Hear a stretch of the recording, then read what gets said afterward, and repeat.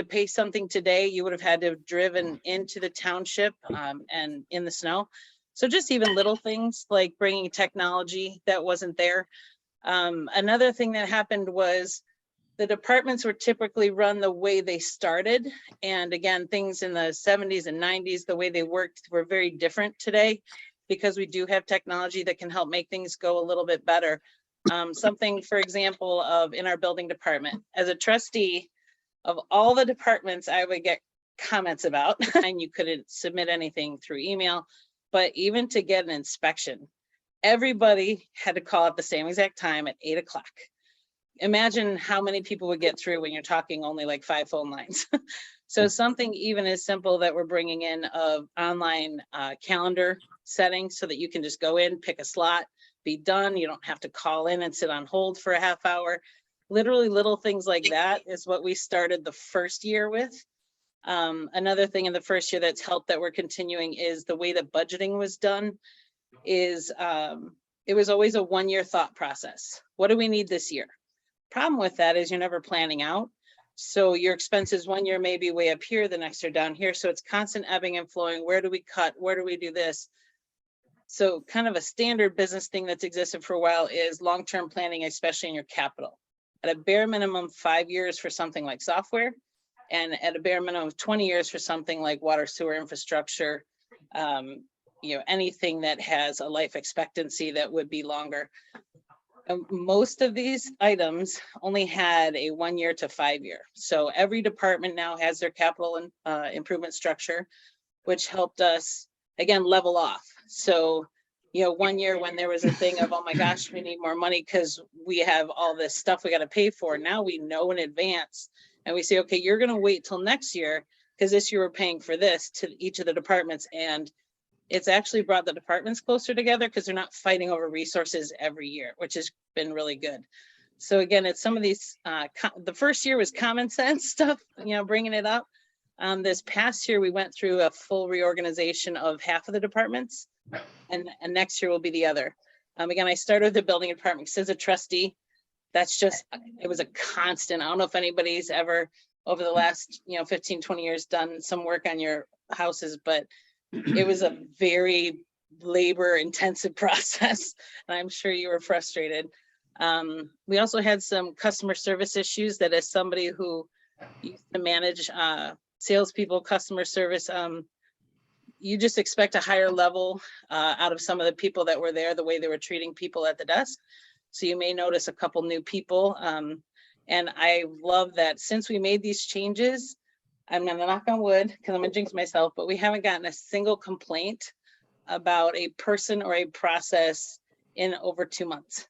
So going from 5 to 6 a day to not 1 to 2 months, it's been a godsend. I know there's one HOA person on here that because of this, he can probably attest to the fact that if Kirk's here, it gives us a chance to focus on things that are 3 years old.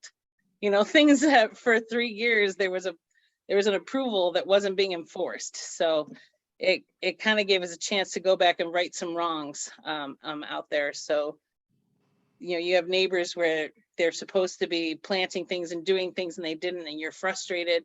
Give us a chance to finally go through and fix some things. So we did the building department first. Next was, I've been a resident my whole life, so 50 years. Older than I look because women can dye their hair. So thank God for that. So born and raised, I went to Booth School, which is now the school administration building. And that's where I grew up, and that's actually the house I'm back in. So I grew up there. I went to BHMS. I was the first 6th grade class. It used to be a junior high. And I was the first 6th grade class at BHMS.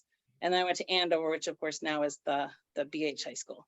But now I am back actually in that house and rebuilding the house that I grew up in. But it's something that as a resident, I often didn't know what the heck was going on. If you don't watch community cable, which I'm guessing a lot of you also don't, you don't know what's going on. So one of the things we did was I hired a spot that used to be a newspaper kind of focused. And we now have a woman in there. She started last June.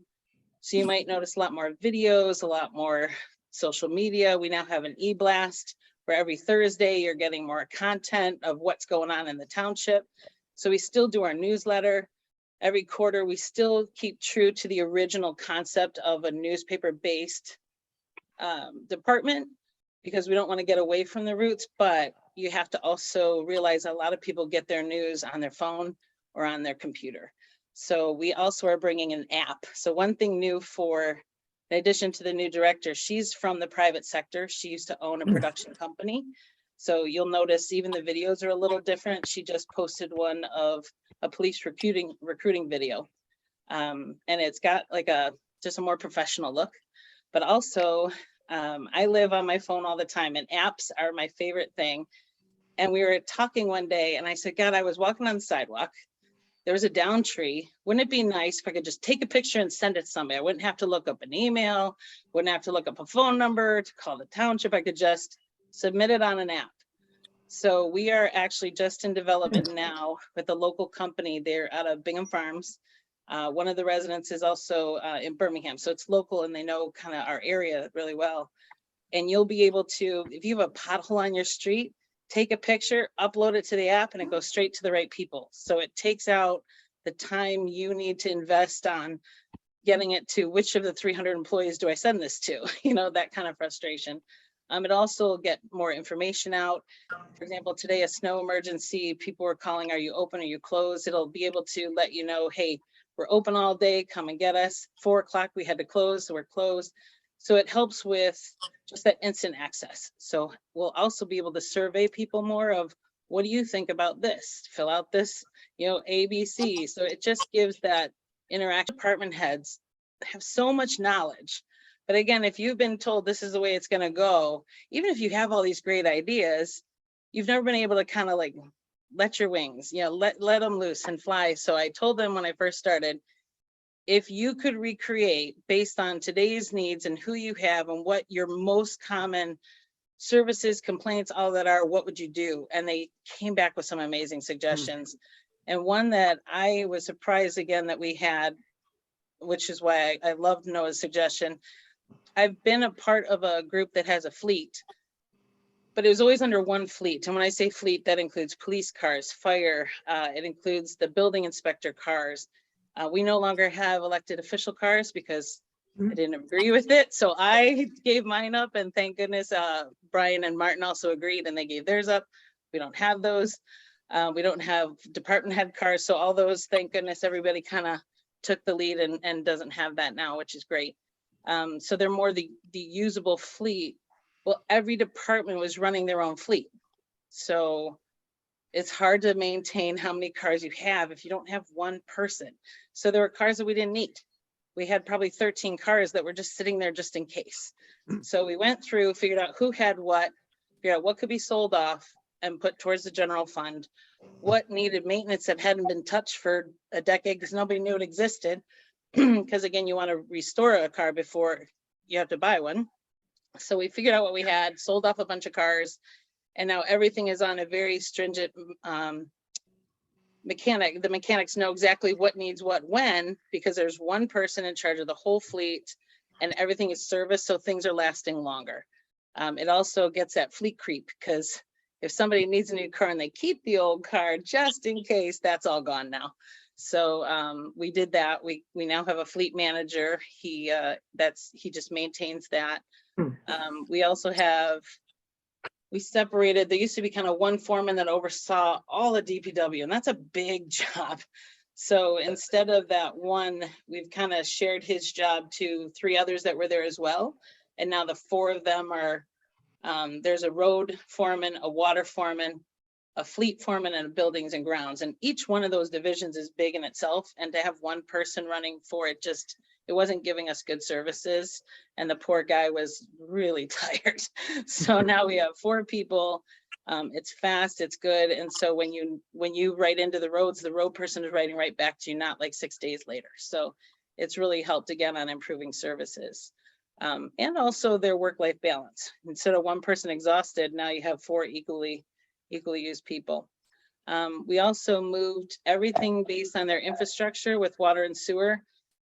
Our engineering department used to be the catch-all. Like if somebody else didn't want to do it, Wayne Dominy used to be the old one, a couple of decades. So like Wayne will do it. So he got stuck with SADs, which shouldn't be in the engineering and environmental. He got stuck with also water rates. And Olivia, who God love her, she's just as sweet, maintained it. So, and the hardest loss was Olivia. She's amazing. She's one of my friends, and she has always wanted to work in water on a regional basis. So it was her reference to go with GLEWA. So she's still kind of helping us in GLEWA. But as she was leaving, she said, I don't think they'll mind if you do give those back to the places they belong. So we've moved water and sewer rates into DPW where it belongs, because they have the infrastructure, they know the most about it. And the SAD process is moved now to assessing where it resides in most municipalities. So some people, if you've gone through the SAD process, these engineers are busy with permits and everything. So you could wait a month for a reply. And now it's in assessing where it should be. And we have people that can reply faster. So that process will go a lot quicker and a lot better for the residents as well. Another thing, assessing that we're bringing is technology. We have great assessors who not just Bloomfield, they also do Sylvan Lake. We do the general fund, so they do pay us to do theirs. Everything again was paper-based. So somebody would take out a piece of paper, draw on it. If they left and were like, oh, I forgot that one room, I got to go back. So sometimes they had to go back to houses 3 or 4 times to get, and now everyone, and then they also had to come back and enter in everything that was just done on paper into the computer. So we have iPads through a grant. We love grants. We're constantly filling out grants. So we got these iPads on a grant. And so now they're out there, they're at your house, they're doing things on, if they miss something, they're there, they can fix it and it gets submitted. So now they can do twice as much. They're not frustrated and you're not frustrated. So again, it's just something that simple is just improving the resources and the services. So they are now going to be, you might see them at your house with an iPad instead of an old school piece of paper. So that'll help. Let's see, one of the others, like I mentioned, engineering services, engineering environment, they no longer do the SADs or the water. So starting this month, they'll be able to focus on engineering and environmental services. So that should help speed up the permit process as well. So they're not bogged down on that. Eddie, this is Richard. Hi, Richard. Sorry for getting in late. Oh, you're good. How are you? Dave is the hero of the night because of the snowstorm. Yes. Doing everything online. Yes. Kind of in the same line of thinking you've got. Strategic planning for emergencies. I see from our monthly or winter newsletter that you're working on some of these emergencies in case they come up again. Could you expand on that? Absolutely. You must have known what I was doing this week for the last 3 days. Well, before we could even get to this week, which was Emergency Operations Command training. Again, it's something that they just didn't keep up. 20 years ago in 2003, the township adopted an emergency operations plan. Just in case something happened, what would happen, who is in charge of what. Problem was there weren't a lot of emergencies until the Blue Point alarm that happened at the high school. And most recently, Oakland Hills. So nobody ever really kept up on it, didn't really know where it was. And unfortunately, you have to redo your certifications often. So nobody was certified. So when Oakland Hills happened, I said, well, what's our emergency plan? Where's our continuity plan?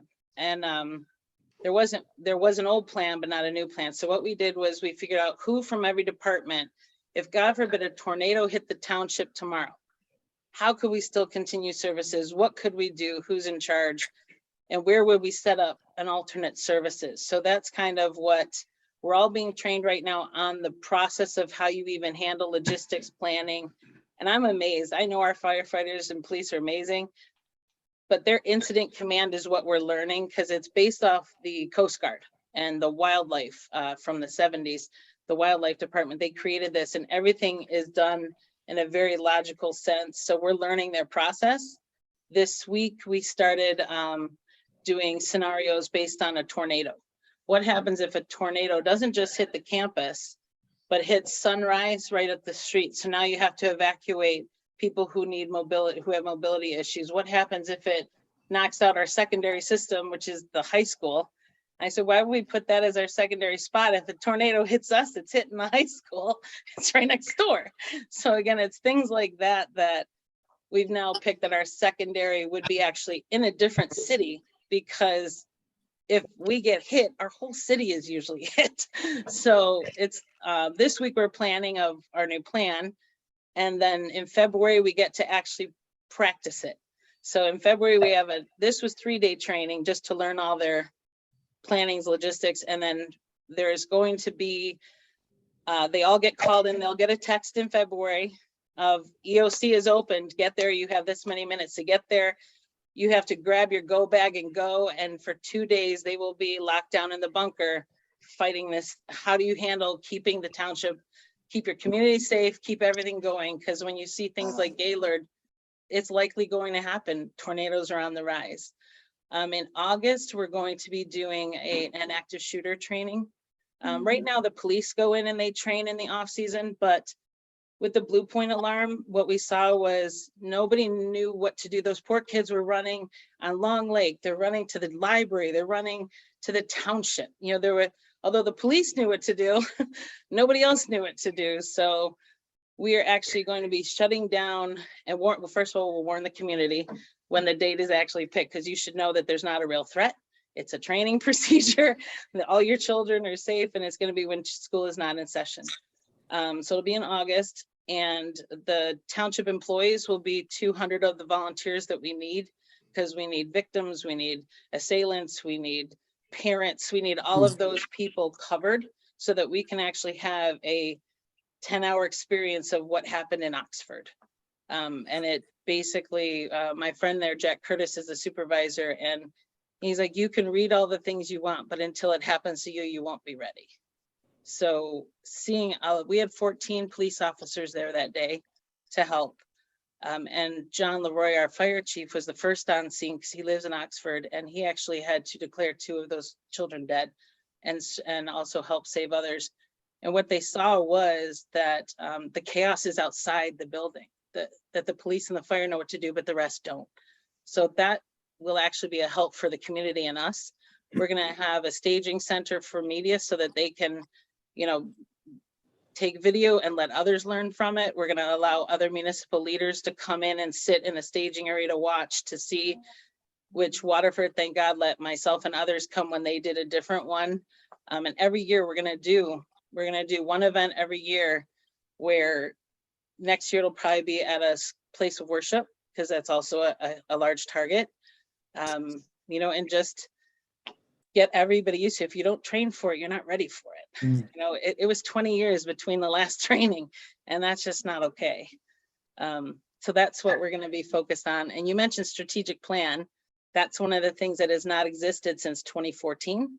So part of that budgeting that we're talking about this year, we're going to be putting out an RFP for a strategic plan as well, so that we can do the next 5 years of the township. What is the strategic plan of this township? And there will be community involvement, just like we had last year, although COVID kind of ruined all those options.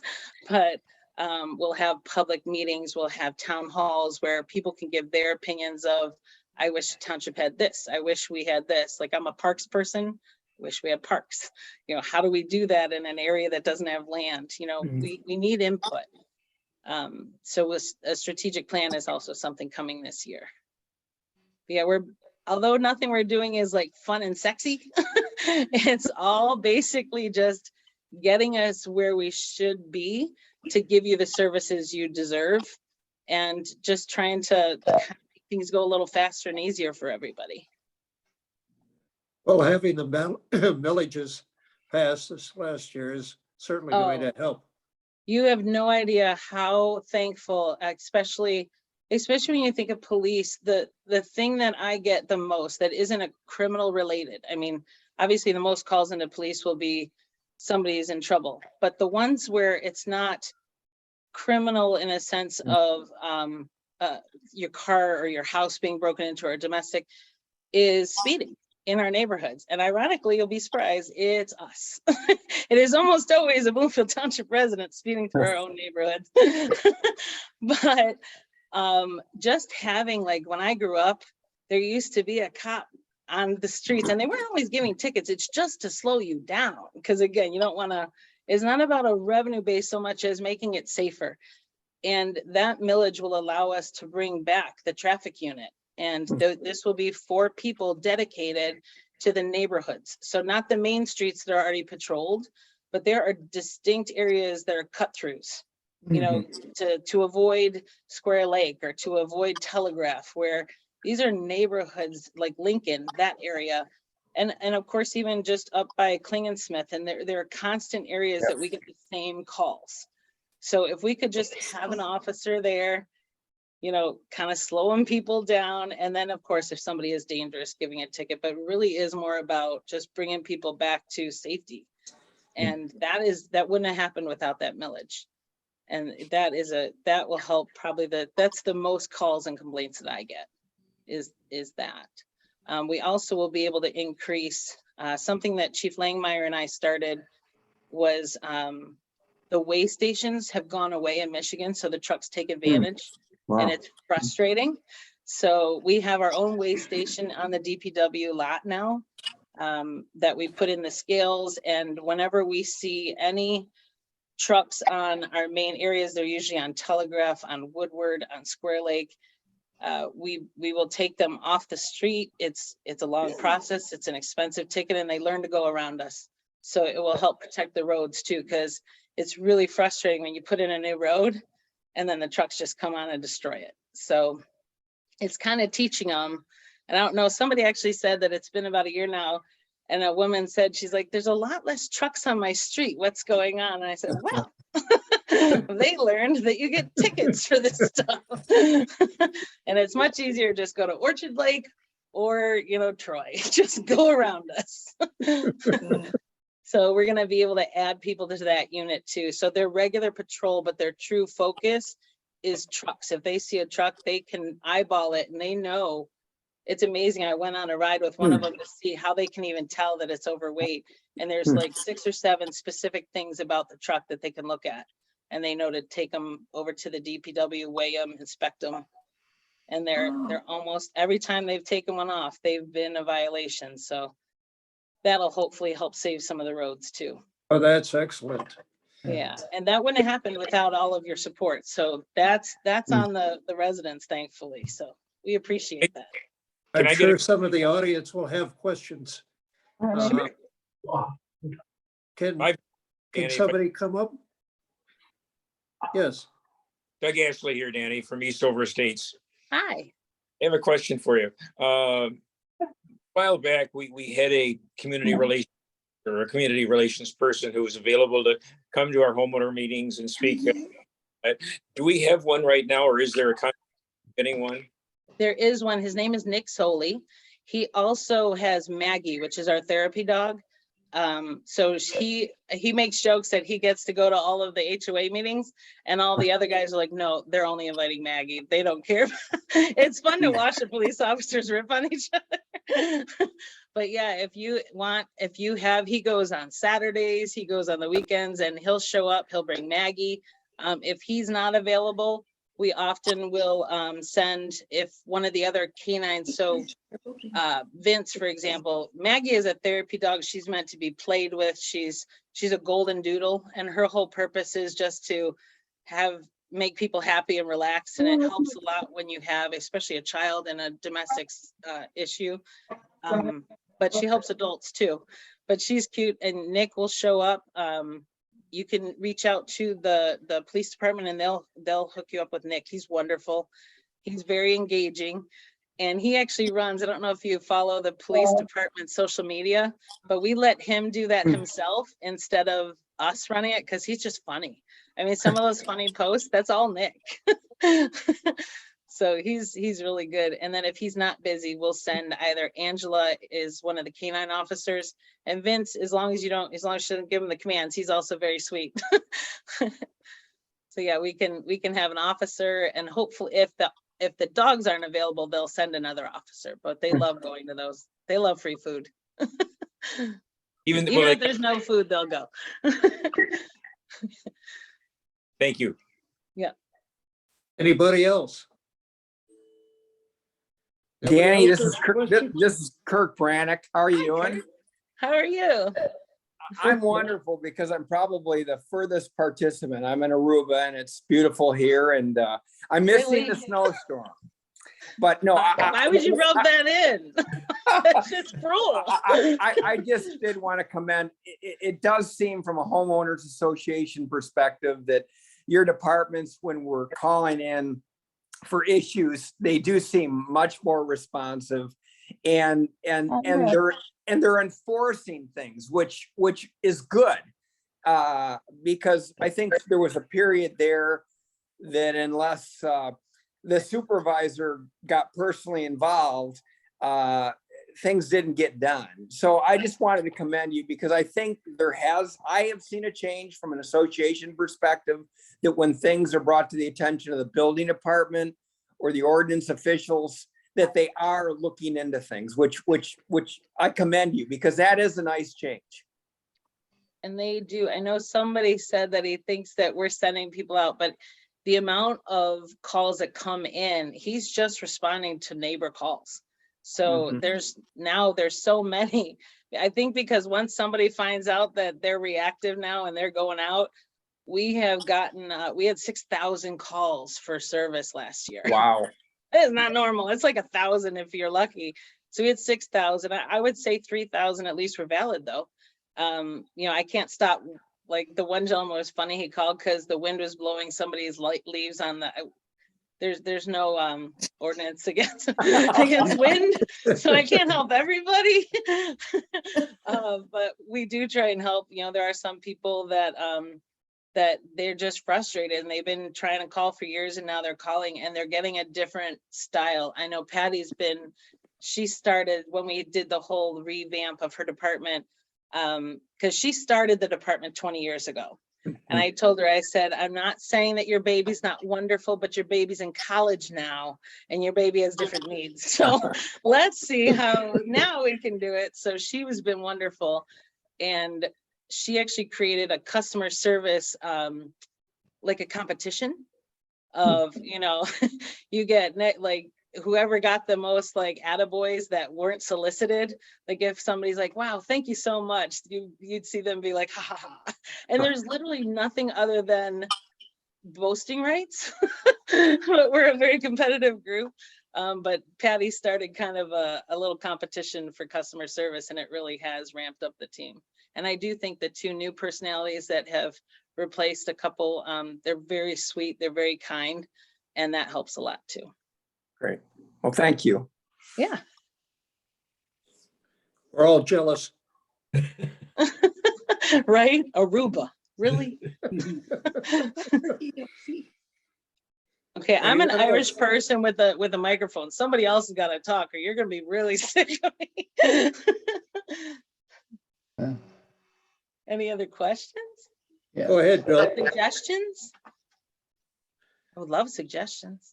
Now, I have a question. One of the things we talked about was improving the recycling program, because the electronic recycling, it's good because everybody comes, but it's also bad because it's so crowded. You have to plan on a couple-hour wait, and then people won't, because it's only once a year, they won't stock it up in their garage, you know. Right. They'll just toss it because it's easier. So is there something in the works to improve it? Yep, there is a twofold process right now. So GFL is not real happy with us because we're going to go out to bid. GFL's contract is up, and they actually suggested a very large increase and a reduction on services. And that did not go over well. So we're going to be going out to bid, and we've been talking with some other companies too, that whoever takes over the new contract will also be doing at a bare minimum 2 events. They'll be taking over the events. So it'll be run by the professionals who are used to trash and recycling.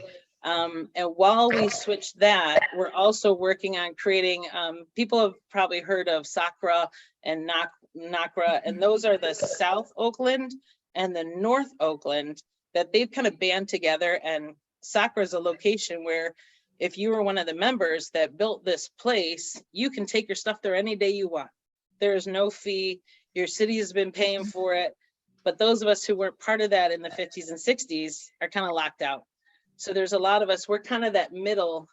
So it's West Bloomfield, us, Auburn Hills.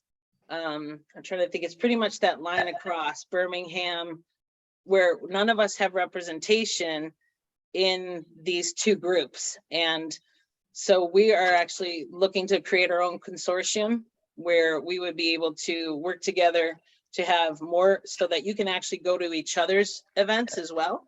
So if you can't make the Bloomfield event, go to the West Bloomfield event. And by there being more events, they're attended a little less. And then also we're looking into the process of, would the new, whoever becomes the trash hauler for that group, would they create a location just like Sakra where we could just bring it any day? And then they don't have to deal with events either, because they hate events too. So, because they don't like long lines of people. So it actually makes it easier on them. So the one is a quick process that we're going to be also taking the political football away from the household events. It's really frustrating that one of the first things that gets cut are services like that. So by putting it into the trash hauler contract, it doesn't matter who sits in my seat, they can't take it away.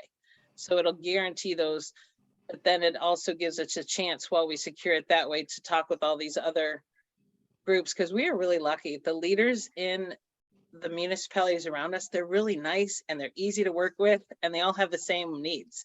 So we've been doing a lot of, you know, like right now, Birmingham's using our services for cable. They pay us for that. Franklin pays us for 911 service. And the more they pay, the more we can hire, which actually helps our people, because Franklin doesn't need 911 very much. But because they pay enough, we were able to hire somebody who she's actually helping us more. So the more we can bond together and create these services, the better the services will be. So it's kind of a twofold. There's a short game and a long game. So hopefully the long game might take about 3 years though to get set up. Anybody else? That's good. Hello? What kind of things do your residents tell you? Like, we do know the speeding. I promise you, we've heard that a lot. But what kind of things do they ever say, gosh, I wish the township did this? Or do you remember when they used to, like, I know one thing someone mentioned was just cleaning up the streets in the spring. Again, now that we have some other millage, the money that you all help support, we're trying to find a way to bring that into that public safety as well. And if it's not something that we covered legally in that department, then we're going to find a way to put that in, because just having the community to come together and having that clean sweep, that was a great idea.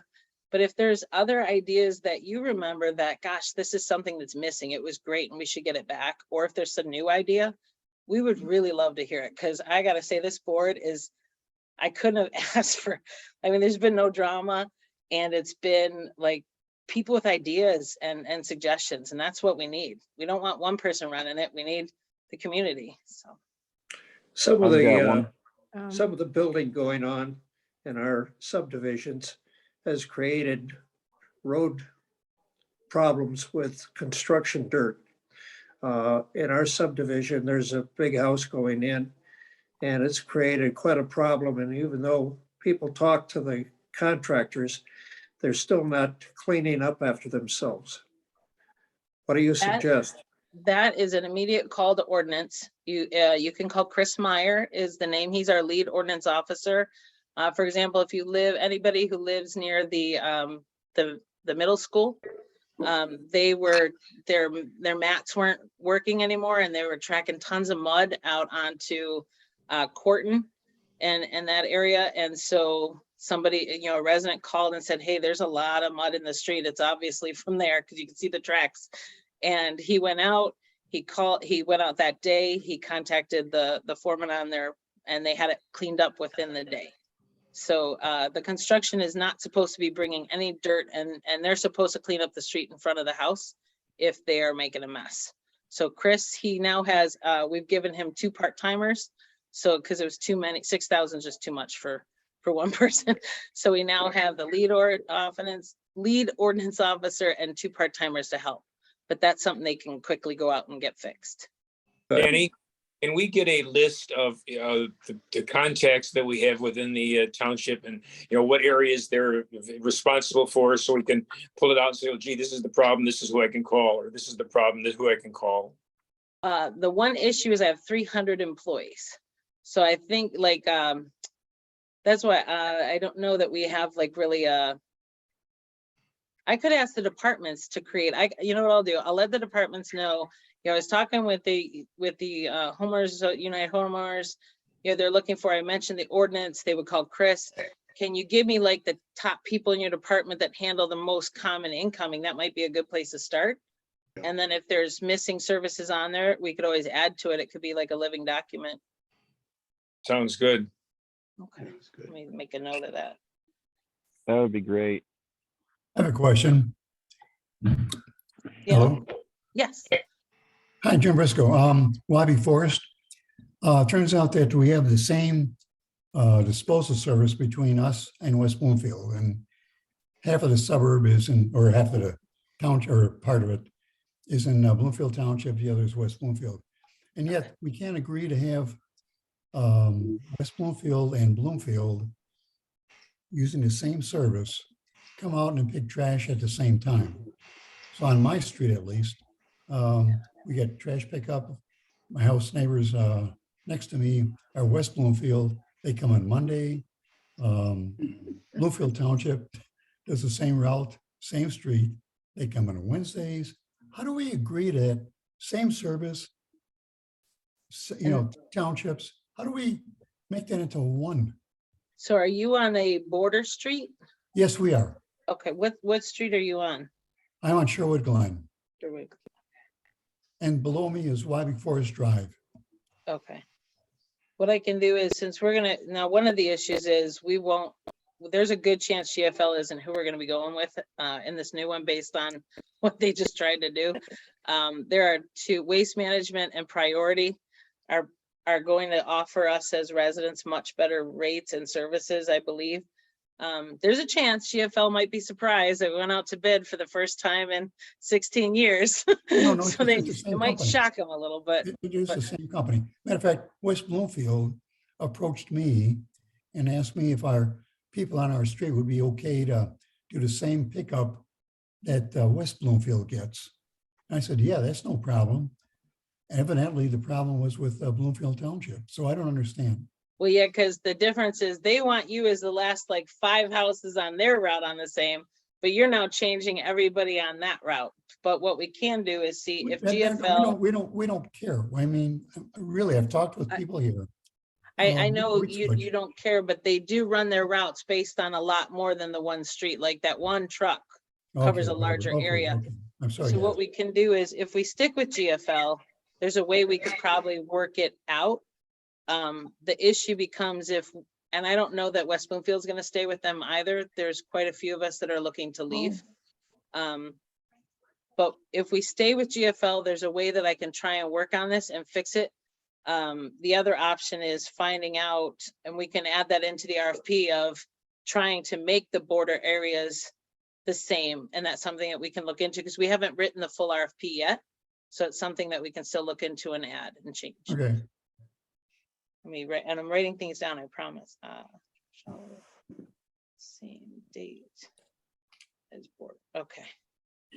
Richard, there is a question in the chat. Hey, Would you like me to read it? It's Brian M's.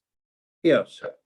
Any plans to discuss safety pathway projects this year at the strategic planning meeting? It would be great to see a new pathway installed along South Boulevard between Squirrel and Adams. And I know there are other communities that are also looking at safety paths. Yeah, I would love it if we could get Bloomfield Hills, because then we wouldn't have that donut hole in the middle of us if they would. I know that our safety path master plan has not been completed yet. We still have paths on there to complete. So they have picked like they often pick 2 or 3 years out because you also have to get easements from everybody. For example, I have a safety path on my yard, and you can't do a path until you get all the easements. So I can find out if that's already on the master plan, what year they're estimating it. And which area was South Boulevard and Oh, I closed the chat. It's Brian's question. South Boulevard between Adams and Squirrel. Yep. Adams? Thank you. Yep. I know there's one in particular that comes up a lot, and I always warn people, if you know anyone on that street, you can help us out. If anyone is going to ask about Westview, I've looked into this one and they've tried to get it done 3 times. And the residents refuse. And we are not the type of township that would do a eminent domain on somebody's property. So we try and keep working to work with people to show them. And now I go out and say, look, I've had a safety path on my yard for 20 years, never had trouble. I know there's a lot of fear, like, oh, someone's gonna steal my mail, someone's gonna break in my house. Literally never had a problem. All I do is get to meet new neighbors because it's really nice because you're walking. So that's helped close some of these houses that are scared. But that one, we have a lot of new people. So if that's one that somebody's interested in, if they want to work with us, because that one has been denied by the residents 3 times. I have a question regarding the medians in Bloomfield Township. Other communities, medians are green and beautiful, well planted. Ours have no irrigation and are horrible. Any thoughts about those medians? I know that those were cut back in the day because of cost. There are no irrigation in there. No. We did plant some, I know under the last administration, they did try and plant some, but unfortunately they either froze or died. So really it's just those entry level. The issue is we don't have staff to weed and maintain. So we used to contract that out, and that was one of the things that got cut in 2019 or 2018, I believe, was when there were a lot of cuts. And so it hasn't been brought back, but I can put that down that you're interested in putting infrastructure or adding some staff to do some grounds work on the medians. Okay. Right. Well, Because remember, we don't own those 800. two. I don't think a lot of people know. Cities own their medians and we don't. Townships don't own really anything, just to be honest.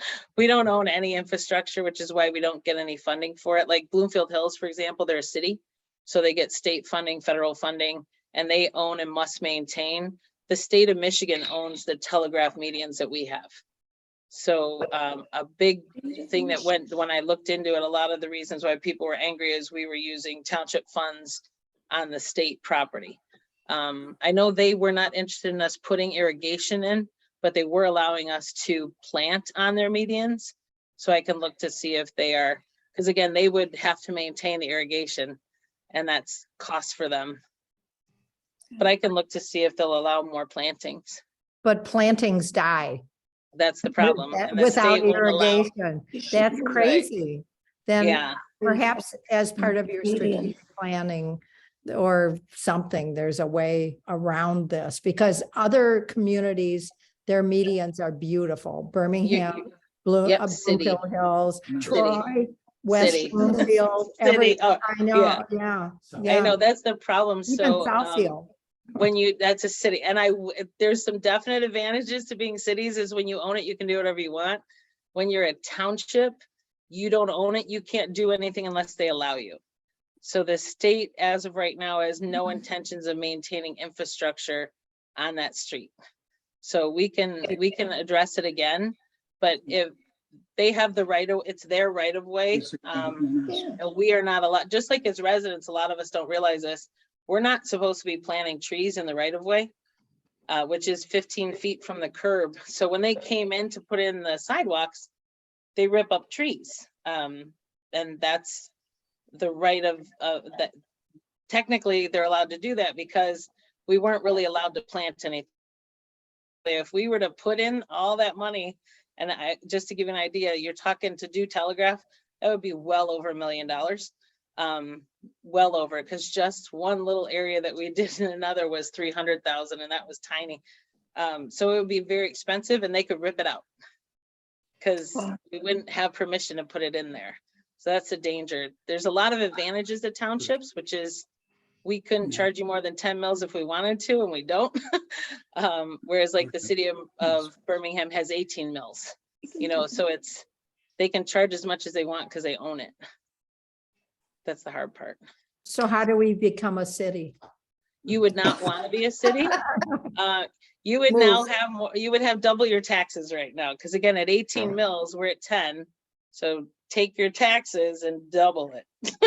So there's a lot of problems with being a city. That's why like you'll see townships that are 105,000 people, 110, Shelby Township's over 100, Waterford's 88,000, Canton's over 100. I mean, there's a reason that these large townships would never consider being a city. Right. For example, the I-75 project, that improvement project, a township doesn't have to pay for it because we don't own the roads. The roads are huge.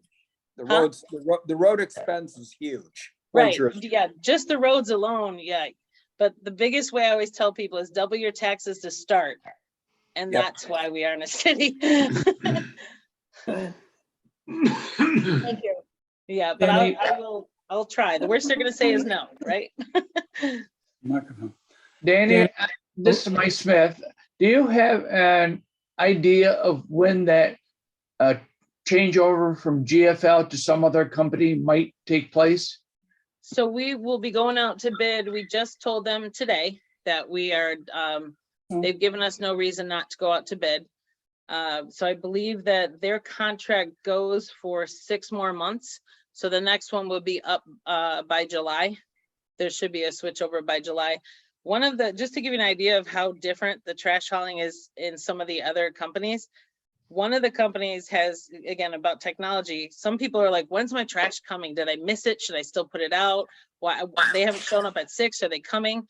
They have an app that you can see exactly where your trash car, where they are.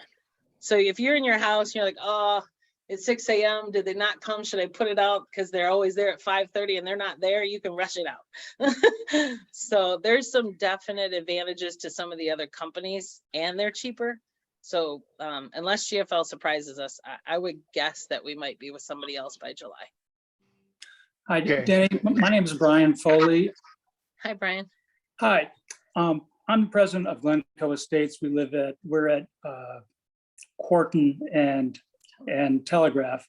And just in defense of the township, I think the greenage is very nice around that corner. And the trees are awfully nice, and I know that you can't water them.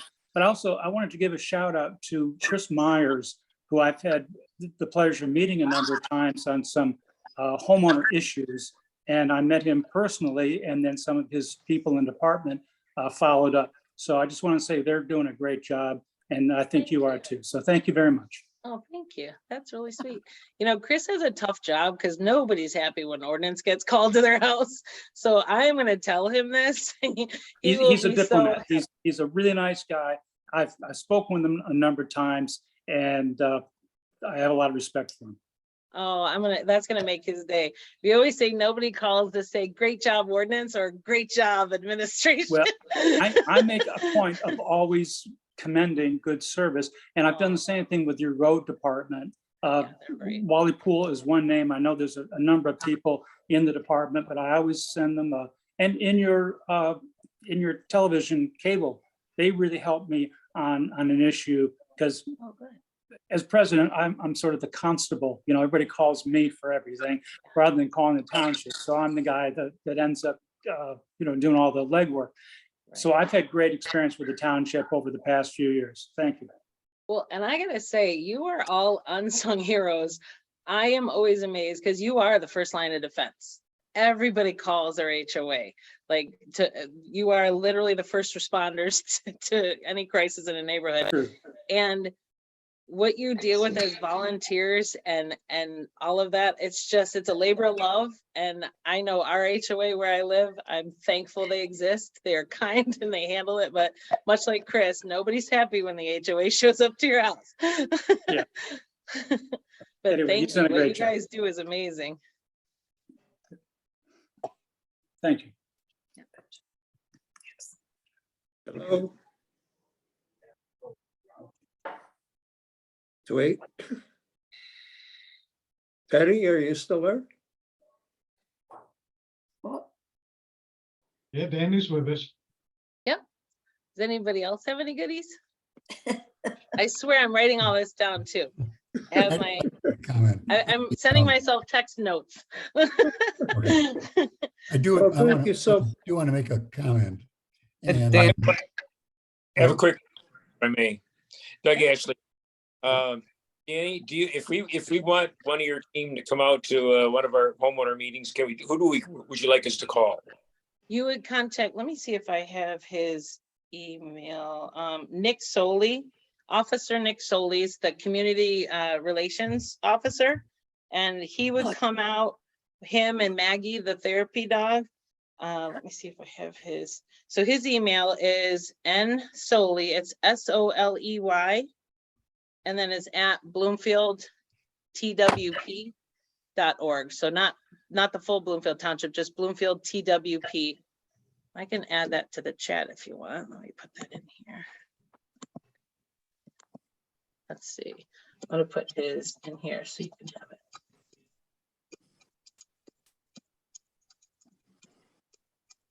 And then the important thing is remember it's .org, not .com. Oh. There we go. So that's Nick's email. And he's really good. He loves it. Like he is born for that job. He truly is. Could we have him I would come like- out I on would one like of to comment. our meetings then? That would be no problem. Would Yeah, we like, he'll come- yeah. would we like him for one of our HO meetings? Team, Hello? would we like him for one of our UHO meetings? Well, that would be referred to Dick. I mean, I would like to propose that we, our next meeting, have him come and just, whether we're meeting online or whether we're meeting in person, just have him come and introduce himself. And, I know he'll say some of the same things, Danny, that you've said, but just all He'll of us. give you more information. He'll give you a better, deeper, I'm at that like 30,000 level. He's in the thick of it. He knows everything about the police department. So he can tell you everything and he's very knowledgeable. And he actually loves going to HOA meetings. He does. I I'd still like believe to we've make a had comment. him and Maggie come out to our annual event in the past. Yeah? Yeah. Last year, the year before, it was fantastic. Oh, good. Yeah, Maggie's gotten big. She's almost 2 now. I think she's 2. Almost 2. Thank you. If there are no more Danny, I have a questions- question. Yeah. Danny, it's Yes. Laura Renton. Hi, Laura. How are you? Good, how are you?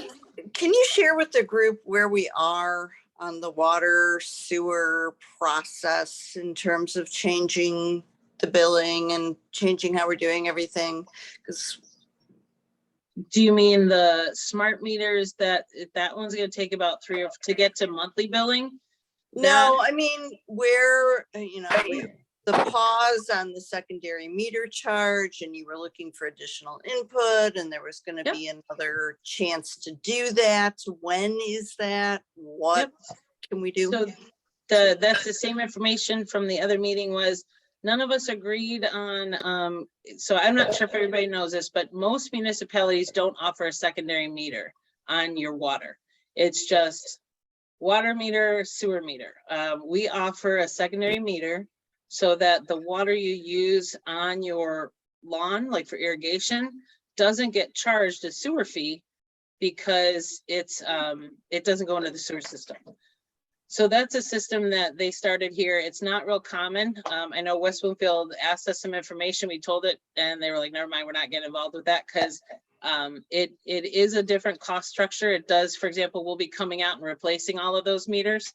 I think people have the misunderstanding that they'll be replacing their meters, but we do once your first meter is bought, we replace any of the others. But even though we're the only ones in the US that don't charge that fee, we didn't feel that the consultants gave us a reason to charge the fee, which is why we did not sorry, did not adopt it last year because it didn't seem fair to charge people that have had something that was promoted as a non-fee based system. What they've been doing, I can't tell you how everyone will vote, but I don't know anybody that wants to charge the existing customers. So again, the reason I'm very vague is I'm not allowed to talk to any of them about any Bloomfield Township voting anything outside of meetings. That's why it's called the Open Meetings Act. So I can't guarantee you that all 7 are going to vote, but you'd have to have 4 that want to charge it. I don't even know of 1. So what I've been telling people is the reason you're not getting a lot of information on it is because I don't think that there's 1, let alone 4 that want to charge it. And then what Noah did was what he's looking into is how could we then, the grandfathered early adopters are rewarded for being good and smart and doing it. And then anyone going forward knows that it'd be the standard US program where everybody else in the US charges for it. And then they can determine, actually, most people still would save money because your sewer charges are pretty high. And the water users for irrigation use a lot of water. So most people would still make a savings. So there's one person that's like, even if you charge it, I said, well, that's fine, but I'm still not going to charge the fee. I'm personally voting against the secondary meter fee for that. But it does make sense for people going forward where we're thinking, so do we just never charge anybody ever? Or do we grandfather the existing people and let everybody up front going forward know, if you choose this, this is how many gallons or how many units you would need to use in a summer to make it worth your while. So that's what Noah's been looking at. We couldn't even discuss that until we knew if we could get the meters that would allow us to separate secondary meter people from each other. Because right now everything's done on all of this meter gets charged the same. All of this meter gets charged the same. So we would now have the same meter getting 2 different charges, either 0. Right. Yeah, I mean, it's based on water line, right? Size of the water line. No, that's totally different than a second meter fee. No, I know, but I mean, in terms of trying to figure out how to separate them out, because Oh it's no, just that's easy because your meter is a different meter based on your water line. So Okay. a secondary So meter that's not fee the is issue. very different. Okay, so I like what you're saying, because that's basically what we were advocating for, the grandfathering of the people who made the agreement, and we wanted the township to live up to that agreement, and it sounds like you are. Yeah, I don't know anybody who doesn't agree with that, to be honest. So I mean, so when we were at that meeting a couple weeks ago, it sounded like you said there was going to be another town hall or another kind of meeting to gather input. And I thought it would be good for everybody in this group to understand that if, they wanted to chime in, when's the time to do that, or is that not going to happen? No, it definitely happens. But as I mentioned, we can't start that until we get the cost of water from Gliwa and Sakwa. Okay, so that's what you're waiting They for? don't even give us that till like late February. So we can't even start. That's why I keep saying, like, I can't give you any information until late February because I can't tell you how much next year's rates are until they tell us how much water costs. Because everybody in the area buys water from either Gliwa directly, or some of us buy it from Sakwa because you get a discount because there's a larger group purchase as a consortium again. We used to go through Gliwa direct. Now that we go through Sakwa, we saved a little bit. And that information won't come to us till the end of February. So that's why we're saying that the meetings would probably start in March. If you are not already signed up. So again, it'll probably be after the budget. Typically the water rates are in April. There's 2 meetings in April. Unless they get us information early this year, the last 6 years I've been on the board, all water rate discussions are typically April. Okay. So we've been asking for earlier information because we would love to do the water at the same time we do the other budget, because frankly, it's easier for us, but everybody else is either on townships can pick whenever they want, whereas cities are typically January. So to them, we're at a different time than everyone else. So they're like, well, why do you need it in April when you're not charging till next January? We're like, no, we're April 1st. And like West Bloomfield's June 1st. So that's kind of the problem, is we just don't have the information yet. But I would guess if you're looking for the exact meetings, I don't have them today, but if they give us the same time that they've given it to us the last 6 years, typically the April meetings, both April meetings are water related. First, they Okay. introduce it on the one meeting, they give the public and us like a couple weeks to take it in, think about it, and then come back and discuss again at the next meeting. Okay, that's helpful. Thank you very much. And if you sign up for the e-news, anybody who's not signed up already, every Thursday that they send out stuff, we're gonna be letting you know, like, hey, the water meetings are this time. Yeah, You it know, used to be on the e-news and I like just, it disappeared on me. I don't know. Did they Well, 'cause- clean house and start over with everybody or No, no, no? Okay, no, there's two different, there's the e-news for general, and then there's the e-news for the student, or for the senior center. okay. So I'll sign up again then. Okay, Well, All thank right. you, Danny. yeah, This has been a very informative session. And we thank you for your time thank you. and hope to work with you in the future. Yeah, thank So- you for everything that you guys do. Seriously, it's amazing. And Laura, I know she's a really good advocate. I've met Richard, I've met Kirk, I've met so many, but I wish if you ever do another in-person again in spring or something, once we're not dealing with snow, I would love to come because it's just Okay. nice to make those connections in person. So I would love it. Well- If you're willing to have me, I'll come. You bet. You've done a great job keeping people you. informed. We Thank want to you. thank you. And go deal with the snow now. I know. Good times. Thank you, Danny. Thank you. Bye, everybody. Bye now.